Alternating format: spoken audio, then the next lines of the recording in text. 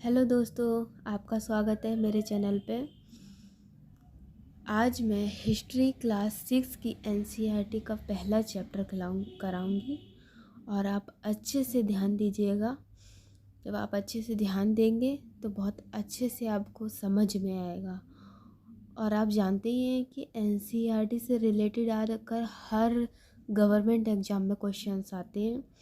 अगर आपने एनसीईआरटी सही से कंप्लीट कर ली है तो आपके बहुत अच्छे नंबर आ सकते हैं। तो लेट्स स्टार्ट।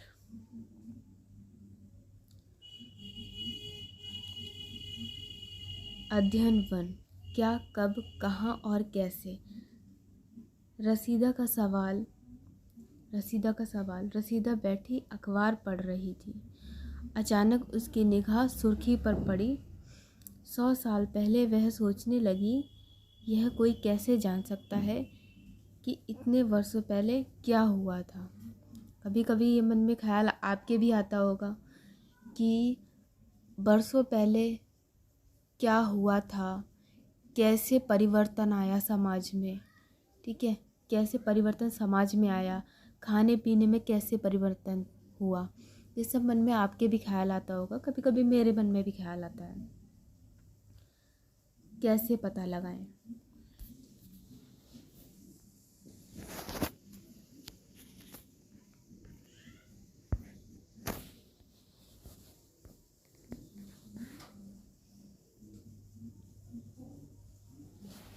कैसे पता लगाएं। यह जानने के लिए कि कल क्या हुआ था तुम रेडियो सुन सकते हो, टेलीविज़न देख सकते हो या फिर अखबार पढ़ सकते हो। साथ ही यह जानने के लिए कि पिछले साल क्या हुआ था तुम किसी ऐसे व्यक्ति से बात कर सकते हो जिसे उस समय की स्मृति हो। लेकिन बहुत पहले क्या हुआ था यह कैसे जाना जा सकता है। अतीत के बारे में हम क्या जान सकते हैं, आइए चलते जानते हैं। अतीत के बारे में बहुत कुछ जाना जा सकता है, जैसे लोग क्या खाते थे, कैसे कपड़े पहनते थे, किस तरह के घरों में रहते थे। हम आखेटकों, शिकारियों, पशुपालकों, कृषकों, शासकों, व्यापारियों, पुरोहितों, शिल्पकारों, कलाकारों, संगीतकारों या फिर वैज्ञानिकों के जीवन के बारे में जानकारियाँ हासिल कर सकते हैं।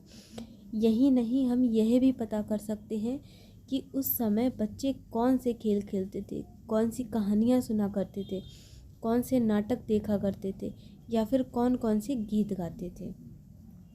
जैसा कि आप लोग सब जानते ही हैं कि पुराने ज़माने की जैसे दादी नानी वगैरह हुआ करती हैं, उनसे कभी कभी आप लोग उनके बचपन की कहानियाँ सुनते होंगे कि वो बचपन में कौन कौन से खेल खेलते थे, है ना। क्योंकि मैं भी पूछती हूँ अपनी नानी से कि वो अपने बचपन में कौन कौन से खेल खेलते थे या उनके बचपन की कौन कौन सी कहानियाँ होती थी। तो ये सब नॉर्मल है, क्योंकि हम लोगों को भी लगता है कि आज से पहले जो 100 वर्ष पहले या 200 वर्ष पहले क्या हुआ करता था, कैसे परिवर्तन आया समाज में। ठीक है, पहले किस टाइप का खाना खाया जाता था। आजकल तो आप देखते ही हैं मोमो बर्गर ये सब कुछ खाया जाता है, जिससे आपकी हेल्थ पे भी बहुत असर पड़ता है। चलिए आगे पढ़ते हैं। लोग कहाँ रहते थे। मानचित्र पृष्ठ 2 में नर्मदा नदी का पता लगाओ। नर्मदा नदी, चलिए देखते हैं, हम आपको दिखाते हैं नर्मदा नदी। ये है दोस्तों नर्मदा नदी, ये नर्मदा नदी है। अब आप इसका पता लगाइए कि ये नर्मदा नदी कौन से राज्य में है, ठीक है, और कहाँ गिरती है। अगर आप मैप को देख के सब सही से पता लगाएंगे तो आप जान सकते हैं, क्योंकि मैप के जरिए आप समझ सकते हैं कि नदियों के बारे में, पहाड़ियों के बारे में आपको बहुत अच्छे से एकदम माइंड में सेटअप हो जाएगा। तो आप ध्यान रखिए इस बात का। ये मध्य प्रदेश में है नर्मदा नदी। चलिए आगे पढ़ते हैं।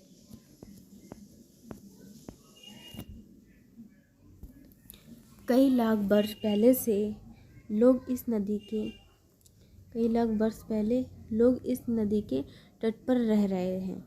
यहाँ रहने वाले आरंभिक लोगों में से कुछ कुशल संग्राहक थे जो आसपास के जंगलों की विशाल संपदा से परिचित थे। अपने भोजन के लिए वे जड़ों, फलों तथा जंगल के अन्य उत्पादों का यहीं से संग्रह किया करते थे। वे जानवरों का आखेट शिकार भी करते थे। अब तुम उत्तर पश्चिम की सुलेमान और कृथर पहाड़ियों का पता लगाओ। चलिए सुलेमान और कृथर पहाड़ियों में आपको लेकर चलते हैं। देखिए, ये सुलेमान पहाड़ियाँ हैं, ये कृथर पहाड़ियाँ हैं। अब आप तो समझ ही गए होंगे कि ये कौन से देश में स्थित है। ये पाकिस्तान में स्थित है, सुलेमान और कृथर पहाड़ियाँ। चलिए अब आगे पढ़ते हैं।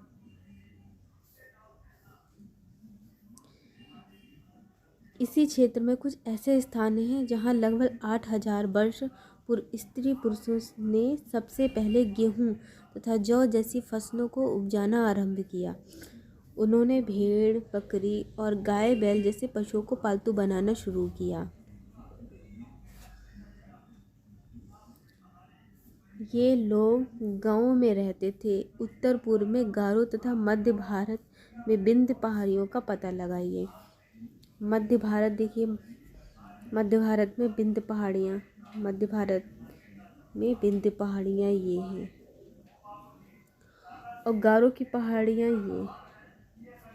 अब आप तो समझ ही गए होंगे ये कौन से राज्य में स्थित है। देखिए, आप पहाड़ियाँ देखिए, नदियाँ देखिए, फिर आप एक तरह से उनको ये पता लगाइए कि ये कौन से राज्य में स्थित है और कहाँ से होकर कहाँ गिर रही हैं, ठीक है, और इनकी सहायक नदियाँ कौन कौन सी हैं। जब आप ये पता लगाते जाएंगे अपने आप से मैप में देख के, तो आपको बहुत अच्छी तरह से समझ में आ जाएगा। चलिए आगे पढ़ते हैं।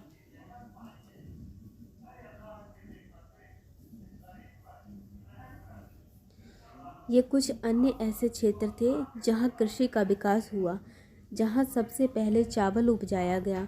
वे स्थान विंध्य के उत्तर में स्थित थे। ये देखिए मैप, पूरा भारत का मैप है जिसमें नदियाँ और पहाड़ियाँ दे रखी हैं। तो आप इसका स्क्रीनशॉट भी ले सकते हैं। स्क्रीनशॉट लेकर आप इसमें बहुत अच्छे से नदियों को देख सकते हैं और इनकी जो सहायक नदियाँ हैं वो पता लगा सकते हैं कि कौन कौन सी सहायक, जैसे सिंधु नदी, ये सिंधु नदी आपको दिख रही होगी, ये सिंधु नदी, इसकी सहायक नदियाँ कौन कौन सी हैं, नाम आप देख सकते हैं बहुत अच्छी तरह से।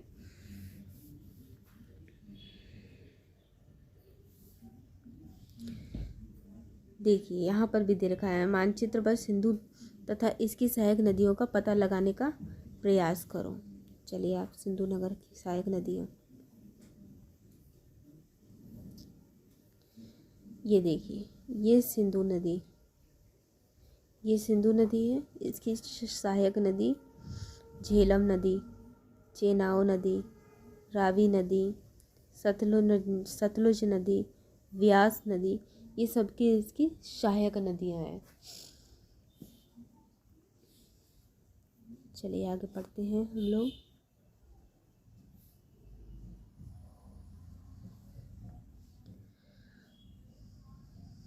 सहायक नदियाँ उन्हें कहते हैं जो एक बड़ी नदी में मिल जाती हैं। लगभग 4,700 वर्ष पूर्व इन्हीं नदियों के किनारे कुछ आरंभिक नगर फले फूले। गंगा व इनकी सहायक नदियों के किनारे तथा समुद्र तटवर्ती इलाकों में नगरों का विकास लगभग 2500 वर्ष पूर्व हुआ। गंगा तथा इसकी सहायक नदियाँ सोन का पता लगाओ। चलिए ले चलते हैं आपको। गंगा नदी, ये देखिए दोस्तों, गंगा नदी है, ये सोन नदी है। अब इसकी सहायक नदियाँ आप देख सकते हैं,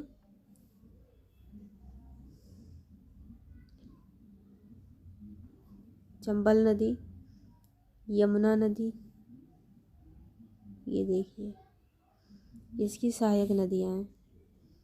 चलिए आगे पढ़ते हैं दोस्तों।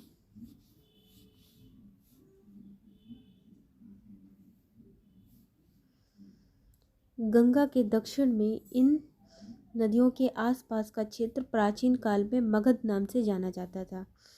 इसके शासन बहुत शक्तिशाली थे और उन्होंने एक विशाल राज्य स्थापित किया था। देश के अन्य हिस्सों में भी ऐसे राज्यों की स्थापना की गई थी। लोगों ने सदैव उपमहाद्वीप के एक हिस्से से दूसरे हिस्से तक यात्रा की। कभी कभी हिमालय जैसे ऊंचे पर्वतों, पहाड़ियों, रेगिस्तान, नदियों तथा समुद्रों के कारण यात्रा जोखिम भरी होती थी। फिर भी ये यात्रा उनके लिए संभव नहीं थी। अतः लोग काम की तलाश में तो कभी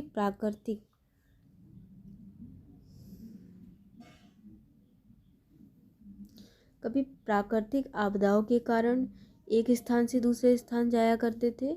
कभी कभी सेनाएं दूसरे क्षेत्रों पर विजय हासिल करने के लिए जाती थीं।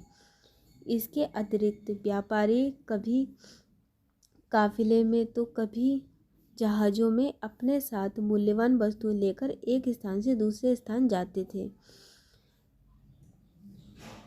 रहते थे। धार्मिक गुरु लोगों को शिक्षा और सलाह देते हुए एक गांव से दूसरे गांव तथा एक कस्बे से दूसरे कस्बे जाया करते थे। कुछ लोग नए और रोचक स्थानों को खोजने की चाह में उत्सुकतावश आज के लोग यात्राएं क्यों करते हैं? एक बार फिर से मानचित्र 1 को देखो। पहाड़ियाँ, पर्वत और समुद्र इस उपमहाद्वीप की प्राकृतिक सीमा का निर्माण करते हैं। हालांकि लोगों के लिए इन सीमाओं को पार करना आसान नहीं था। जिन्होंने ऐसा चाहा वे ऐसा कर सके। वे पर्वतों की ऊंचाई को छू सके तथा गहरे समुद्र को पार कर सके। उपमहाद्वीप के बाहर से भी कुछ लोग यहाँ आए और यहीं बस गए। लोगों के इस आवागमन ने हमारी सांस्कृतिक परंपराओं को समृद्ध किया। कई सौ वर्षों से लोग पत्थर को तराशने, संगीत रचने और यहाँ तक कि भोजन बनाने के नए तरीकों के बारे में एक दूसरे के विचारों को अपनाते रहे हैं। देश के नाम। अपने देश के लिए हम प्रायः इंडिया तथा भारत जैसे नामों का प्रयोग करते हैं। इंडिया शब्द इंडस से निकला है, जिसे संस्कृत में सिंधु कहा जाता है। अपने एटलस में ईरान और यूनान का पता लगाओ। लगभग 2500 वर्ष पूर्व उत्तर पश्चिम की ओर से आने वाले ईरानियों और यूनानियों ने सिंधु को हिंदोश अथवा इंडस और इस नदी के पूर्व में स्थित भूमि प्रदेश को इंडिया कहा। भारत नाम का प्रयोग उत्तर पश्चिम में रहने वाले लोगों के एक समूह के लिए किया जाता था। इस समूह का उल्लेख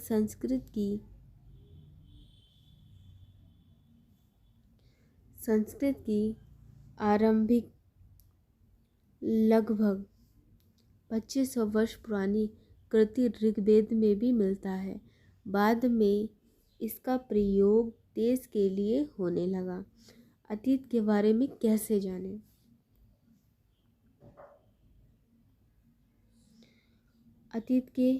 अतीत की जानकारी हम कई तरह से प्राप्त कर सकते हैं। इनमें से एक तरीका अतीत में लिखी गई पुस्तकों को ढूंढना और पढ़ना है। ये पुस्तकें हाथ से लिखी होने के कारण पांडुलिपि कही जाती हैं। अंग्रेजी में पांडुलिपि के लिए प्रयुक्त होने वाला मैन्युस्क्रिप्ट शब्द लैटिन शब्द मैनु, जिसका अर्थ हाथ है, से निकला है। ये पांडुलिपियाँ प्रातः ताड़पत्रों अथवा हिमालय क्षेत्र में उगने वाले भुर्ज नामक पेड़ की छाल से विशेष तरीके से तैयार भोजपत्र पर लिखी मिलती हैं। अब जैसा कि आप जानते ही हैं कि पुराने ज़माने में कई पांडुलिपियाँ या फिर अभिलेख जो थे, जो पढ़े नहीं जा सके और कुछ पढ़े भी जा सके हैं। ठीक है। अब जैसे यहाँ पे जो पांडुलिपि की बात हुई है, अब पांडुलिपियाँ वो थी जो बुर्ज नामक पेड़ की छाल से विशेष तैयार किए जाते थे और उन पे लिखा जाता था। जिस तरह से आप सॉरी ये आप दे सकते हैं, ये पांडुलिपि है। ठीक है, ये पांडुलिपियाँ हैं, इस तरह से तैयार की जाती थी पांडुलिपियाँ। और ये क्वेश्चन कभी कभी आ भी जाता है कि जो पांडुलिपियाँ तैयार की जाती थी वो उस पेड़ का जो नाम था वो क्या था। जैसा कि आप यहाँ जान सकते हैं, इस पेड़ के बुर्ज नामक पेड़ की छाल से तैयार की जाती थी। ठीक है, तो अब आपको ये ध्यान में रखना होगा।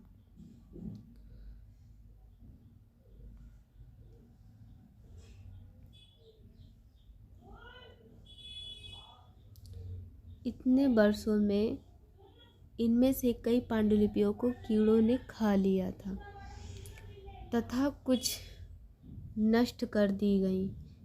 फिर भी ऐसी कई पांडुलिपियाँ आज भी उपलब्ध हैं। प्रायः ये पांडुलिपियाँ मंदिरों और विहारों में प्राप्त होती हैं। इन पुस्तकों में धार्मिक मान्यताओं व व्यवहारों, राजाओं के जीवन, औषधियों तथा विज्ञान आदि सभी प्रकार के विषयों की चर्चा मिलती है। इनके अतिरिक्त हमारे यहाँ महाकाव्य, कविताएं तथा नाटक भी हैं। इनमें से कई संस्कृत में लिखे हुए मिलते हैं, जबकि अन्य प्राकृतिक और तमिल में हैं। प्राकृतिक भाषा का प्रयोग आम लोग करते हैं। हम अभिलेखों का भी अध्ययन कर सकते हैं। ऐसे लेख पत्थर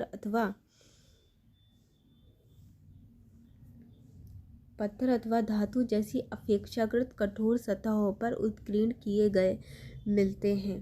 कभी कभी शासक अथवा अन्य लोग अपने आदेशों को इस तरह उत्कीर्ण करवाते थे ताकि लोग उन्हें देख सकें, पढ़ सकें तथा उनका पालन कर सकें। कुछ अन्य प्रकार के अभिलेख भी मिलते हैं जिनमें राजाओं तथा रानियों सहित अन्य स्त्री पुरुषों ने भी अपने कार्य के विवरण उत्कीर्ण करवाए हैं। उदाहरण के लिए प्रायः देखिए, आप देखिए, इसको ये जो होता है ना, इसको अभिलेख बोलते हैं। ये अभिलेख है।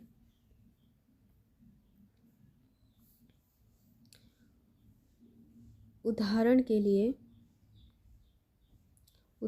प्रायः शासक लड़ाइयों में अर्जित विजयों का लेखा जोखा रखा करते थे। क्या तुम बता सकते हो कि कठोर सतह पर लेख लिखवाने के क्या लाभ थे? ऐसा करवाने में क्या क्या कठिनाइयाँ आती थी? अब ये अभिलेख जैसे कठोर पत्थर वगैरह होते हैं ना, या समझ रहे हैं ना आप, उस पे ये गुदवाया जाता था ताकि ये लंबे समय तक चल सके। अब यहाँ थोड़ा सा इसका भी पढ़ लेते हैं। देखिए, लगभग 2250 वर्ष पुराना यह अभिलेख वर्तमान अफगानिस्तान के कंधार से प्राप्त हुआ है। ये अभिलेख। यह अभिलेख अशोक नामक शासक के आदेश पर लिखा गया था। इस शासक के विषय में तुम अध्याय 8 में पढ़ोगे। जब हम कुछ लिखते हैं तब हम किसी लिपि का प्रयोग करते हैं। यहाँ पर ध्यान देने की बात है, जब हम कुछ लिखते हैं यानी लिखने को लिपि कहते हैं। ठीक है, और जो हम बोलते हैं उसको भाषा बोलते हैं। ये बात बहुत से बच्चों को तो ये पता भी नहीं होगा, पहले मुझे भी नहीं पता था। तो आप इस बात का ध्यान रखिए कि जो लिखा जाता है उसको लिपि बोलते हैं और जो पढ़ा जाता है उसको भाषा, जो बोला जाता है उसको भाषा बोलते हैं। भाषा बोली जाती है, लिपि लिखी जाती है। तो लिपि का प्रयोग करते हैं। लिपियां अक्षरों अथवा संकेतों से बनी होती हैं। जब हम कुछ बोलते अथवा पढ़ते हैं तब हम एक भाषा का प्रयोग करते हैं। देखा?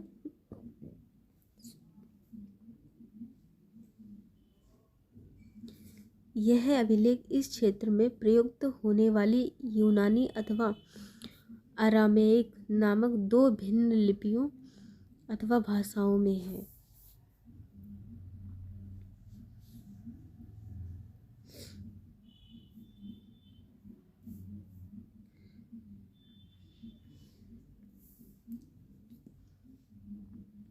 बाएं, एक प्राचीन नगर से प्राप्त पात्र। इस तरह के पात्रों का प्रयोग 4700 वर्ष पूर्व होता था। दाएं, एक पुराना चांदी का सिक्का। आप सिक्के को देख सकते हैं। ये सिक्के पहले ऐसे होते थे।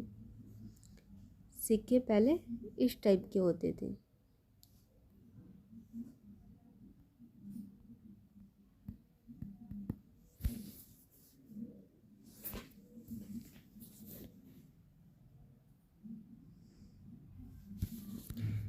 सिक्के पहले इस टाइप के होते थे। ये सिक्के हैं, ये पात्र है, आप देख सकते हैं इसको। इस तरह के सिक्कों का प्रयोग लगभग 2500 वर्ष पूर्व होता था। हमारे द्वारा आज प्रयोग में आने वाले सिक्कों से यह सिक्का कैसे भिन्न है? अब जैसे इसमें क्वेश्चन भी बहुत सारे पूछे गए हैं, जगह जगह पे आपसे क्वेश्चन पूछे गए हैं, आप उनको अपने आप सॉल्व करने की कोशिश करिएगा। अब जब क्वेश्चन को अपने आप सोच समझ के जब उसको अपने आप से लिखने की कोशिश करेंगे तो आपके अंदर बहुत से विचार आएंगे। आपकी जो सोचने समझने की क्षमता है वो बढ़ेगी।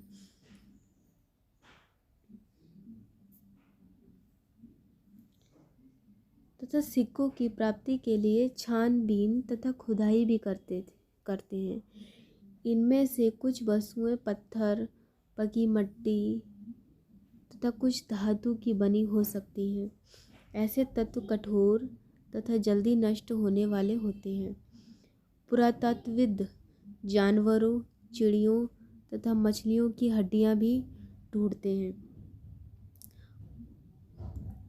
इससे उन्हें यह जानने में भी मदद मिलती है कि अतीत में लोग क्या खाते थे। वनस्पतियों के अवशेष बहुत मुश्किल से बच पाते हैं। यदि अन्न के दाने अथवा लकड़ी के टुकड़े जल जाते हैं तो वे जले हुए रूप में बचे रहते हैं। क्या पुरातत्वविदों को बहुधा कपड़ों के विशेष अवशेष मिलते होंगे?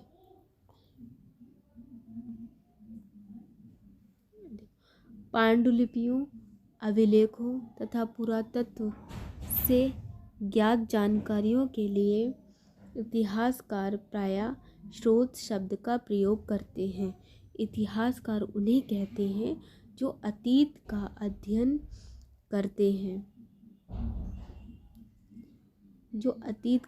करते हैं। स्रोत के प्राप्त होते ही अतीत के बारे में पढ़ना बहुत रोचक हो जाता है, क्योंकि इन स्रोतों की सहायता से हम धीरे धीरे अतीत का पुनर्निर्माण करते जाते हैं। अतः इतिहासकार तथा पुरातत्वविद उन जासूसों की तरह है जो इन सभी स्रोतों का प्रयोग सुराग के रूप में कर अतीत को जानने का प्रयास करते हैं।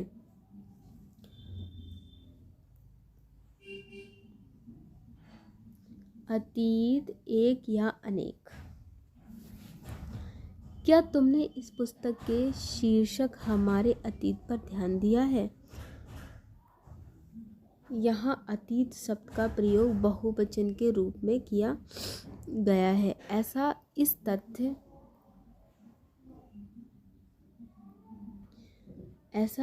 की ओर ध्यान दिलाने के लिए किया गया है कि अलग अलग समूह के लोगों के लिए इस अतीत के अलग अलग मायने थे। उदाहरण के लिए पशुपालकों अथवा कृषकों का जीवन राजाओं तथा रानियों के जीवन से तथा व्यापारियों का जीवन शिल्पकारों के जीवन से बहुत भिन्न था।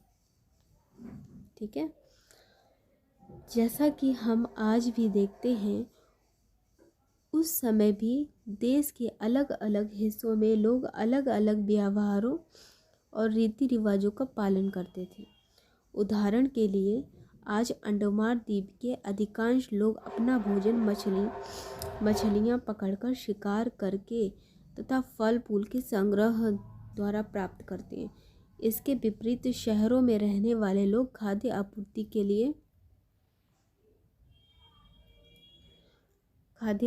के लिए अन्य व्यक्तियों पर निर्भर करते हैं। इस तरह के भेद अतीत में भी विद्यमान थे।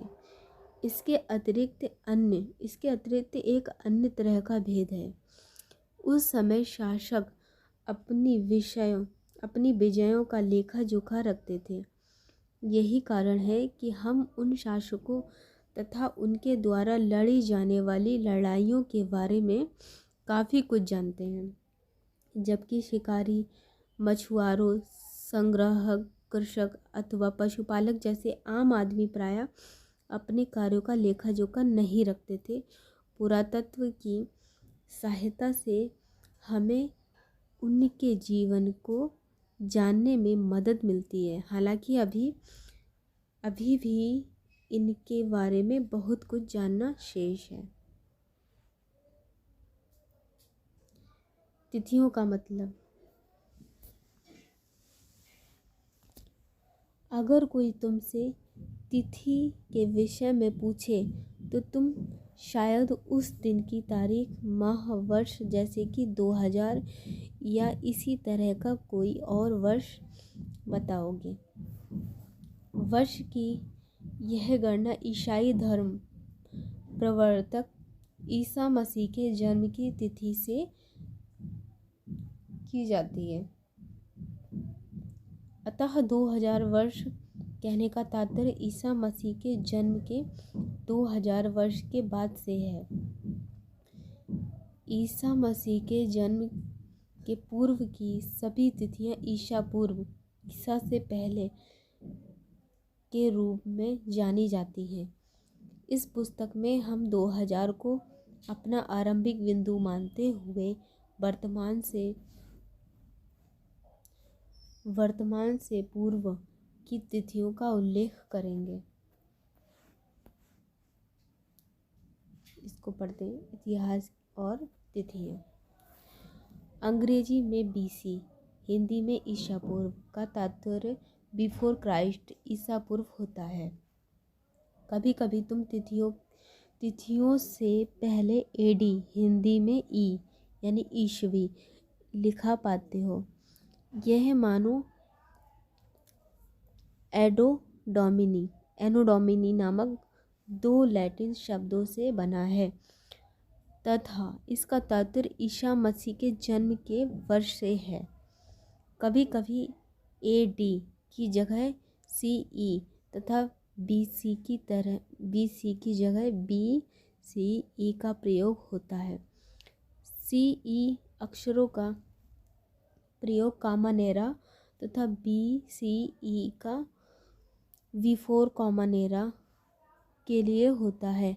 हम इन शब्दों का प्रयोग इसलिए करते हैं क्योंकि विश्व की अधिकांश देशों में अब इस कैलेंडर का प्रयोग सामान्य हो गया है। भारत में तिथियों के इस रूप का प्रयोग लगभग 200 वर्ष पूर्व आरंभ हुआ था। कभी कभी अंग्रेजी के BP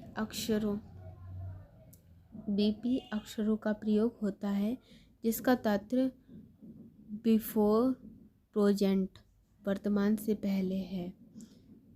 पृष्ठ 3 पर 2 तिथियां हैं, उनका पता लगाओ। इसके लिए तुम किस अक्षर समूह का प्रयोग करोगे? आप देखिए इसको करके।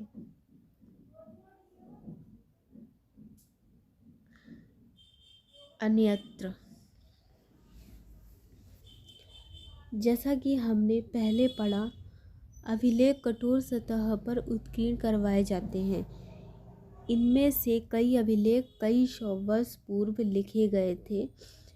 सभी अभिलेखों में लिपियों और भाषाओं का प्रयोग हुआ है। समय के साथ साथ अभिलेखों में प्रयुक्त भाषाओं तथा लिपियों में बहुत बदलाव आ चुका है।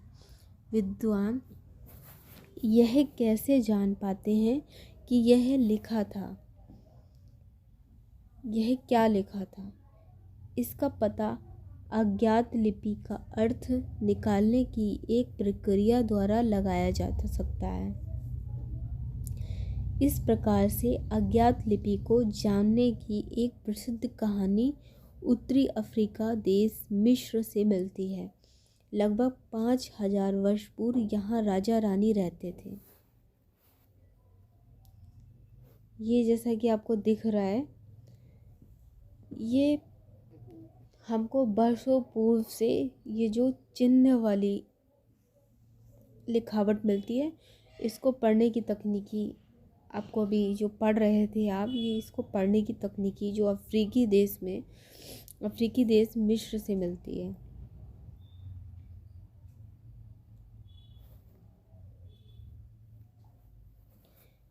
मिस्र के उत्तरी तट पर रोसेटा नाम का एक कस्बा है, जहाँ से एक ऐसा उत्कीर्णित पत्थर मिला है जिस पर एक ही लेख 3 भिन्न भिन्न भाषाओं तथा लिपियों, यूनानी तथा मिस्री लिपि के 2 प्रकारों में है। कुछ विद्वान यूनानी भाषा पढ़ सकते थे। उन्होंने बताया कि यहाँ राजाओं तथा रानियों के नाम एक छोटे से फ्रेम में दिखाए गए हैं। इसे कारतूस कहा जाता है। इसके बाद विद्वानों ने यूनानी तथा मिस्री संकेतों को अगल बगल रखते हुए मिस्री अक्षरों की समानार्थक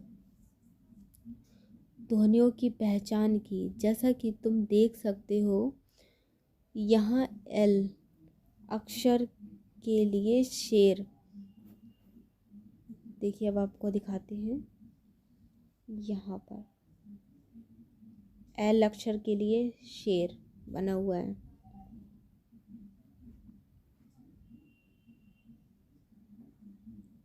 एल अक्षर के लिए शेर तथा ए अक्षर के लिए चिड़िया के चित्र बने हैं। ये देखिए, ए अक्षर के लिए चिड़िया यहाँ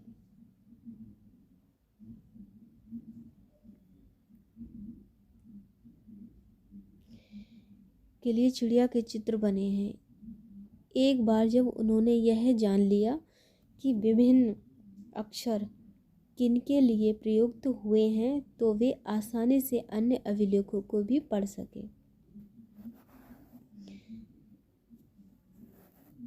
अब ये क्वेश्चन है आपके लिए। यहाँ चैप्टर ख़त्म हो चुका है। ये आपके लिए क्वेश्चन है। कल्पना करो, तुम्हें एक पुरातत्वविद का साक्षात्कार लेना है। तुम उन 5 प्रश्नों की एक सूची तैयार करो जिन्हें तुम पुरातत्वविद से पूछना चाहोगे। ठीक है, यहाँ थोड़े से उपयोगी शब्द हैं, इनको भी हम देख लेते हैं।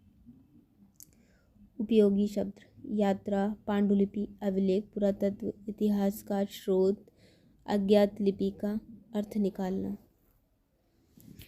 ये आपने इसमें पढ़े हैं। पांडुलिपि तो आप जानते ही होंगे क्या है।